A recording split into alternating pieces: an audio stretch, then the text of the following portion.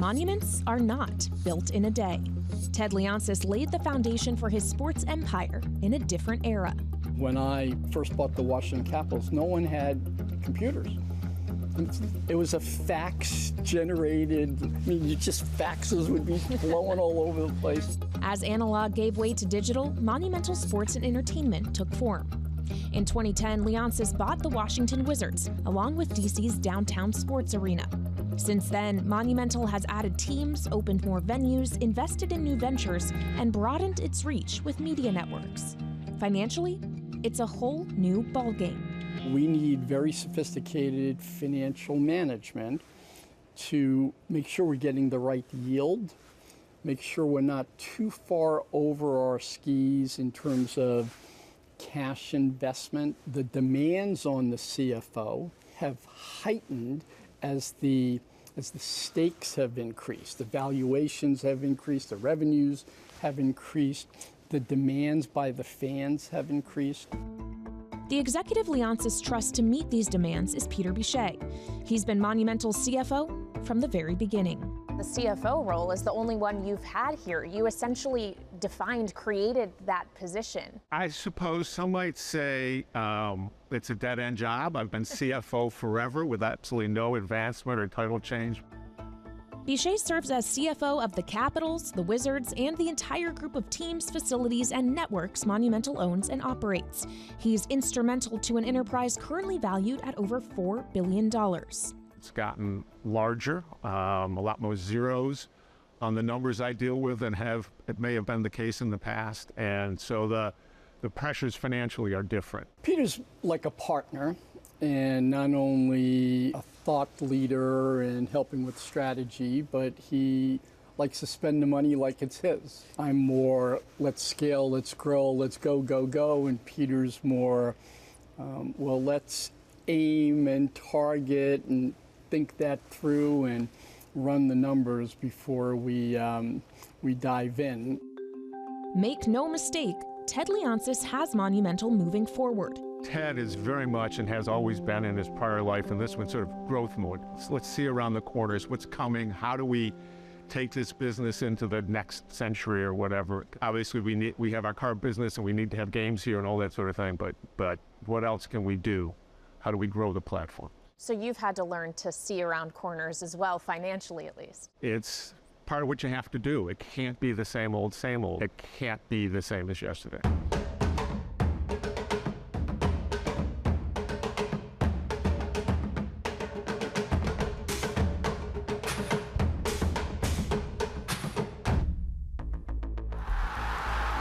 And our mission, our goal is to build the world's most valuable regional sports and entertainment company. We've been growing double digit. Most sports teams are growing 6, 7, 8%. Monumental's two most valuable properties are the NHL's Washington Capitals and the NBA's Washington Wizards. They're also the most expensive to maintain. The biggest budget item? Player compensation. But at least that number is predictable, as each team operates under a salary cap set by the league. The fact that you have the salary cap structure and GMs deal with a lot of what that ultimate dollar figure should look like free you up to focus on the other areas of the business? Yeah, Ted is a lead as this, and I'm involved, sort of set the big number for them. Spend to the cap, spend more or less, whatever the number. How it gets spent is really up to them. I don't get a vote. I don't really think Ted gets a vote on who they draft or trade for. We leave that to the pros. But you get to sign the checks. What was it like signing a Well, nobody signs checks anymore. It's all by wire. So that's okay. Sending a wire then. Right. $34 million bonus check to Alex Ovechkin. What does that feel like? It makes for interesting cash planning when you have a big number like that. And we have a number of players who get their salaries in very lumpy amounts. But it's just you plan your cash around it. Paying out massive bonuses is the cost of competing in pro sports. And when Alex Ovechkin and the Capitals hoisted the Stanley Cup in 2018, the return on investment was crystal clear. But when the cheering stops, it's back to work. Beyond salaries, as CFO, what are your big line items? What are you thinking about on a daily basis? The other big spends for us, where I spend a lot of time thinking, is really on some of our capital projects, as opposed to our day-to-day spending on lights or whatever. And then, of course, the corollary is, if we're going to spend that money, where do we get it? How do we fund it? How do we finance it? Is it from operations? Is it from borrowing? What does our capital stack look like? What is the appropriate amount of leverage and those sorts of things? Monumental has put a lot of resources into its flagship venue, Capital One Arena. In addition to Capitals and Wizards home games, it hosts college sports, concerts, and family shows, over 220 events a year. Monumental fully owns and operates the facility. Most of the time, that's an advantage. Basically, during the pandemic, our building was shut. That was a very sobering feeling. It wasn't like the bank said, oh, you don't have to pay us the mortgage. There are pros and cons. It's a bit more expensive to own it because often in more public-private partnerships, the public entity has some responsibility for maintaining. Because we own it, because we control it, we're a lot more nimble.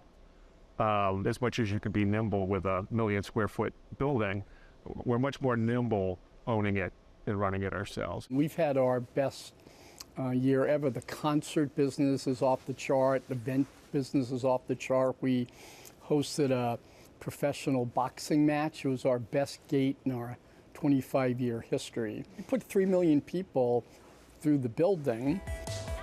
The resurgence of live sports and entertainment in the last 2 years has been accompanied by high inflation, putting a spotlight on ticket pricing. That's another area that's changed for the CFO.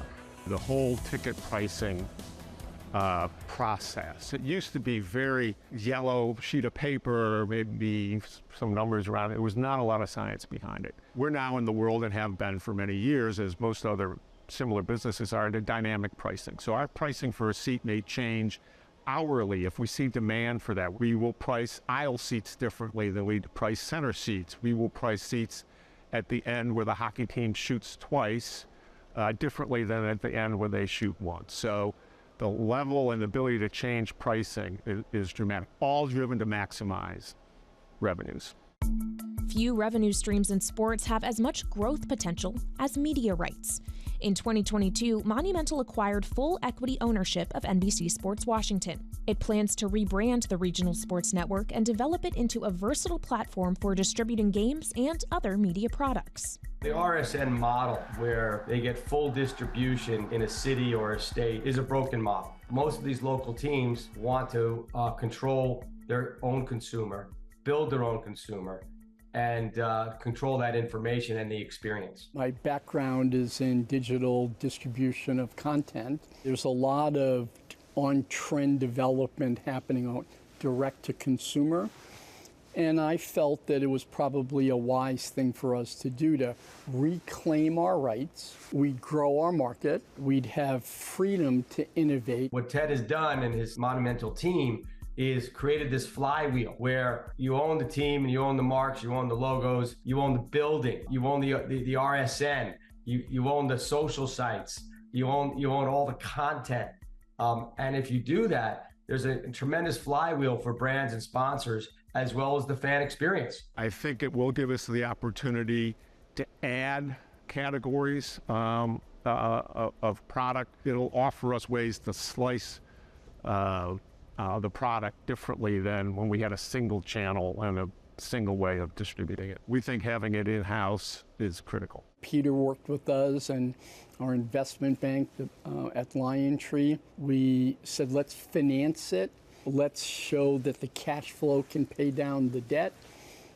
It dramatically grew our revenues. We were able to do additional equity financing and pay down the debt.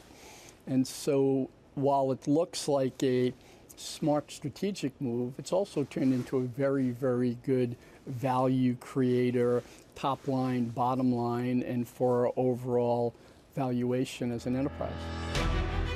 Monumental's valuation could take another leap higher if Leonsis buys the Washington Nationals. The Washington Post reports that he's offered more than $2 billion for the Major League Baseball team, which is not officially for sale. The purchase of another DC sports franchise would certainly fit the Monumental model. We are definitely in growth mode. We view this as a platform.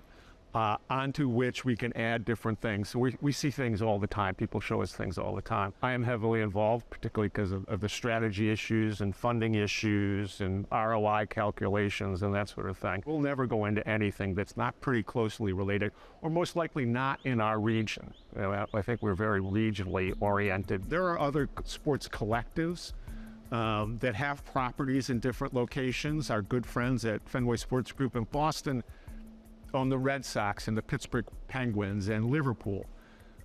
Tremendous properties with very high name recognition, but don't have the same kind of business opportunity that we have staying closer to home. So I think it would have to be something very special for us to be outside of this region. Have you ever run the numbers on something like that, though, like a European football soccer team? We have been shown more EPL teams than I might have imagined could be for sale, but we just couldn't figure out where we would add value.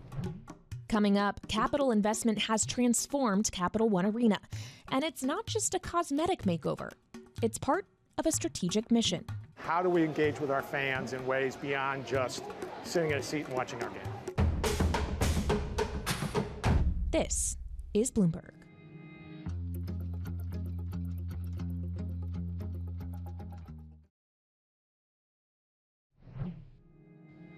Monumental Sports and Entertainment has become a towering presence in Washington sports, with the Capitals, the Wizards, and the city's downtown sports arena among its holdings. And while CEO Ted Leonsis and CFO Peter Biché both have a long history with DC, as they both graduated from Georgetown University, Biché started his professional career on Wall Street. Worked for one of the big old houses in New York, the old original, not the 2008 bankruptcy Lehman Brothers. Ended up doing a lot of sports-related work when I was there, a lot of sports-related M&A work, buying and selling, advising people on buying and selling sports teams. Did a lot of work with those same owners, developing, financing, building arenas, and so became an expert in that area. Biché left finance to work for Abe Poland's Washington Sports and Entertainment Group in the mid-1990s, joining Monumental at its inception in 2010. I'm a sports fan, like many people are, so to be the CFO for a couple franchises, a to-be-built new arena, was a tremendous opportunity from psychic income in addition to coming to work in an arena every day. The arena that Peter Biché comes to work in today has gone through many changes since it's opened in 1997. In the last 5 years alone, Monumental has invested nearly $70 million in renovations and upgrades. That had aged some, not because the building had gotten old, but because the way people consume sports, the way our fans attend games, what they expect when they come to events, has changed pretty dramatically. It used to be, fixed seating, sit in a line, buy a beer, and we have found, particularly with our younger fans, they expect a lot more than that. They want something more experiential, they want something more targeted towards them. It wasn't about making it shiny and new, it was about utility. It was about operational and revenue. Of course, some of the enhancements are shiny and new, like the huge center-hung scoreboard. It sort of has two purposes. One is information to fans, scores, stats, and that's the middle, and video in the upper middle. The other big part of it, and you can see it elsewhere, is advertising, sponsorship for us. Our sponsors obviously love it. It's bright, it's high def. Now that you have all of this, how much has your revenue per game in terms of advertising gone up because of all of it? So whenever we do a major spend like this, and this was about $10 million for the center hung and all the signage, we of course run an ROI, not an atypical thing to do.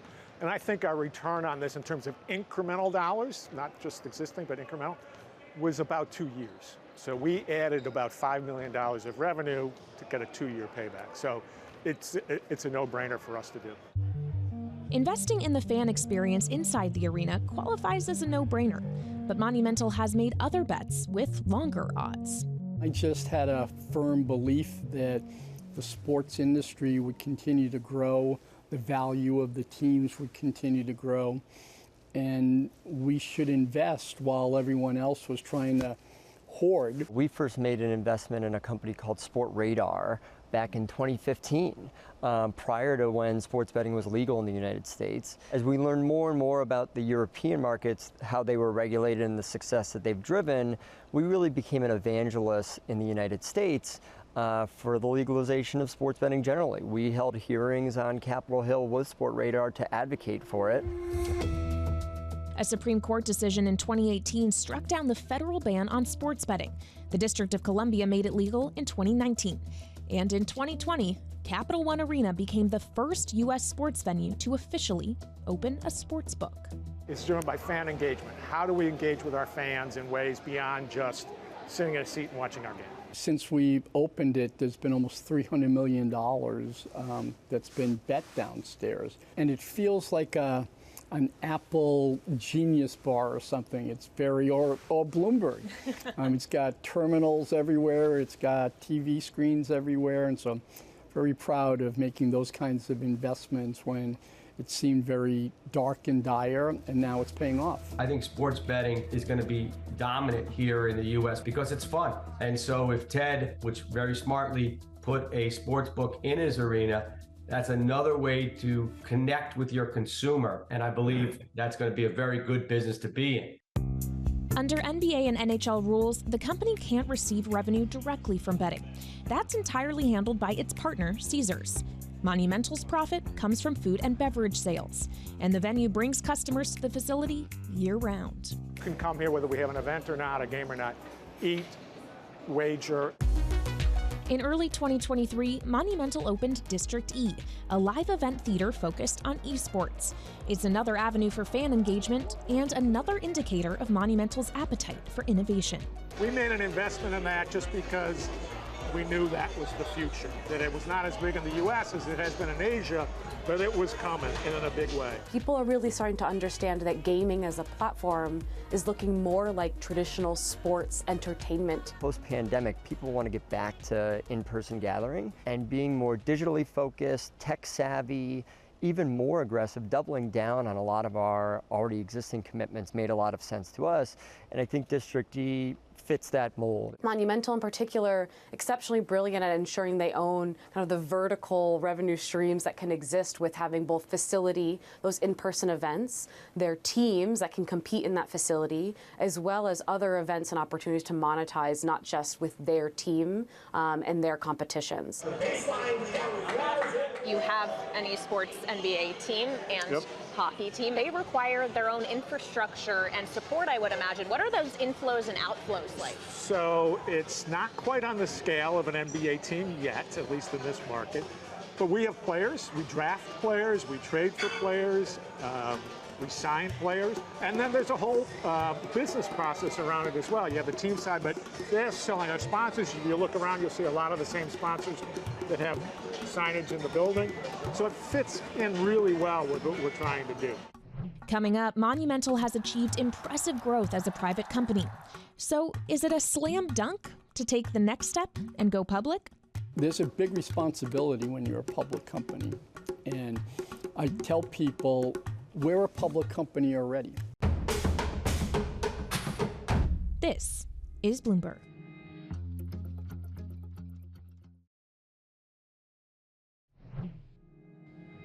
With a Washington Capitals Stanley Cup in 2018 and a Washington Mystics WNBA title in 2019, the Monumental Sports and Entertainment family of teams has delivered great moments on the ice and on the court. And as an investment, it's returned solid value. I paid $85 million for the Capitals. Maybe it's $1.5 billion plus. I paid $350 million, $400 million for the Wizards. Maybe it's $4 billion. So now these have become growth stocks, if you will. With the exception of corporate giants like Madison Square Garden, it's been rare for U.S. sports organizations to go public. But that might be changing. Do you see a future for Monumental as a public company?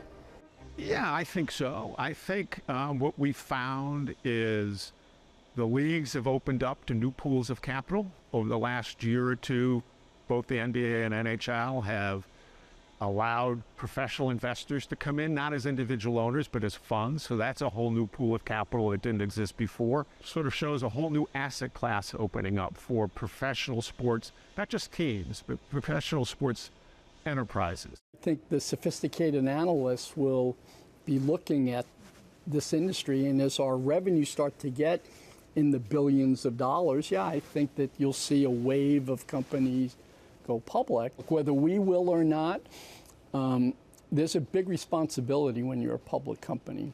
And I tell people, we're a public company already. The scrutiny that you're under in running a sports team is, I think, much higher than a public company CEO has to live with. We'd be prepared to do it, just the market would have to be right. We'd have to emotionally be ready to do something like that. But I think Monumental will be one of the 3, 4, 5 best-in-class organizations that if that time was there, sure, we could go public.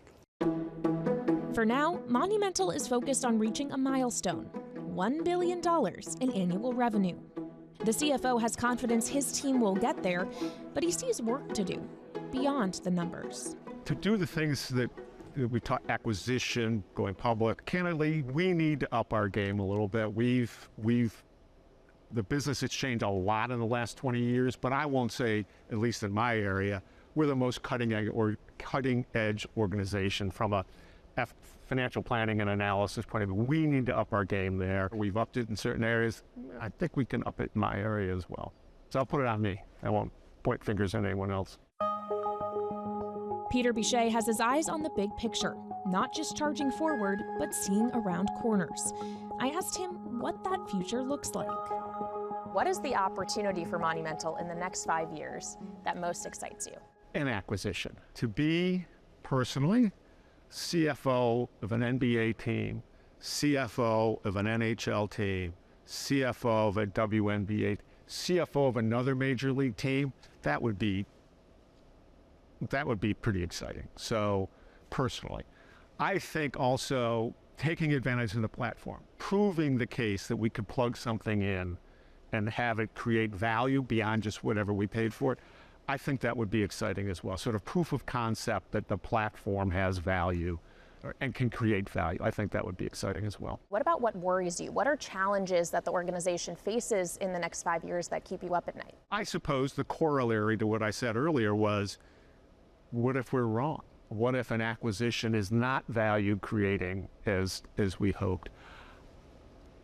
I don't worry a lot about that because I really do believe in what we're trying to accomplish. What is the skill set or area of knowledge that you think is going to be most useful in your role as CFO in the next 5 years? I think for me, it will be understanding our consumer. That's changed so dramatically over the last decade. How they consume us, how they want to consume us, how we get to them and reach them. It's the demand on that is much greater than it's ever been because they have so many other distractions. So even for the CFO, understanding what our consumer wants, what our customer wants, it's changed. How we deliver it is changed, will change. I think I need to be up to speed on that. If someone got promoted to CFO today, what would your advice be for them? I think this is probably typical. Know the whole business.